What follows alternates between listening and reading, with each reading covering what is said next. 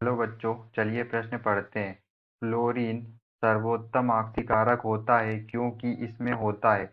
हमें यहाँ पर प्रश्न के चार विकल्प दिए हुए हैं। ए उच्चतम इलेक्ट्रॉन बंधुता, बी उच्चतम अपचयन विभव, सी उच्चतम आक्सीकरण विभव, डी निम्नतम इलेक्ट्रॉन बंधुता। तो चलिए अब हम प्रश्न की मुख्य अवधारणा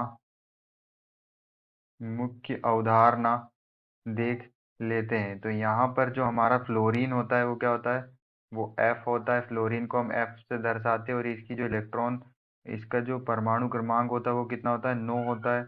और इसका जो इलेक्ट्रॉनिक विन्यास होता है वो होता है 1s2, 2s2 और 2p5। इसका क्या होता है, इलेक्ट्रॉनिक विन्यास होता है। इसमें कोई भी डी ऑर्बिटल नहीं होता, डी कक्षक नहीं होता, यहाँ पर इलेक्ट्रॉन का प्रसार नहीं होता। और जो हमारा फ्लोरीन होता है उसका आकार क्या होता है, आकार छोटा होता है। आकार फ्लोरीन का छोटा होता है। और जब हम विद्युत ऋणात्मकता की बात करते हैं पूरी आवर्त सारणी में, तो वो सबसे ज़्यादा किसकी होती है, फ्लोरीन की होती है। तो इसकी जो विद्युत ऋणात्मकता जो होती है वो अधिक होती है। सबसे अधिक विद्युत ऋणात्मकता किसकी होती है। और विद्युत ऋणात्मकता क्या होती है, विद्युत ऋणात्मकता जिसे इलेक्ट्रोनेगेटिविटी कहते हैं।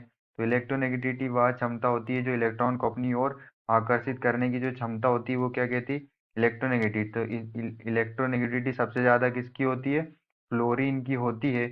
और यह क्या होती है, इलेक्ट्रॉन को अपनी ओर आकर्षित करने की क्षमता होती है। मतलब इलेक्ट्रॉन को ग्रहण करने की क्या होती है, क्षमता होती है। तो इलेक्ट्रॉन को ग्रहण करने की क्षमता, जो इलेक्ट्रॉन ग्रहण करते हैं वो वहाँ कौन सी अभिक्रिया होती है, अपचयन। जो इलेक्ट्रॉन को त्याग करते हैं वो ऑक्सीकरण अभिक्रिया होती है।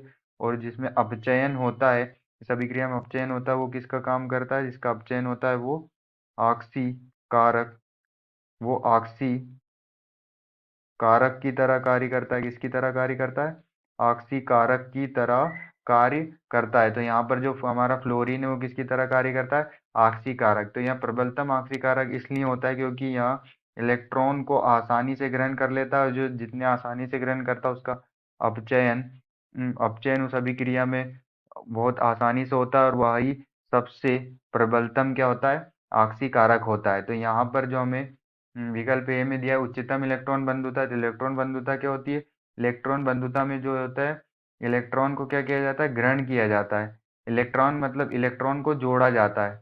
इलेक्ट्रॉन को क्या किया जाता है, जोड़ा जाता है। तो यहाँ पर जो है उच्चतम इलेक्ट्रॉन बंधुता और निम्नतम इलेक्ट्रॉन बंधुता, तो हमारा क्या होगा, आंसर नहीं होगा। जो हमारा है उच्चतम अपचयन विभव, यहाँ पर अपचयन हो रहा है तो क्या होगा, अपचयन हो रहा है तो इसका क्या होगा, उच्चतम क्या होगा, उच्चतम विभव होगा। उच्चतम अपचयन विभव होगा क्योंकि यहाँ सबसे आसानी से इलेक्ट्रॉन को ग्रहण कर सकता अपचयन होता है। तो इसका अपचयन विभव भी क्या होगा, उच्चतम होगा क्योंकि इसकी इलेक्ट्रोनेगेटिविटी, इलेक्ट्रॉन को अपनी ओर ग्रहण करने की, अपनी ओर आकर्षित करने की क्षमता सबसे ज़्यादा होती है। तो इसका जो अपचयन विभव भी क्या होता है, उच्च होता है।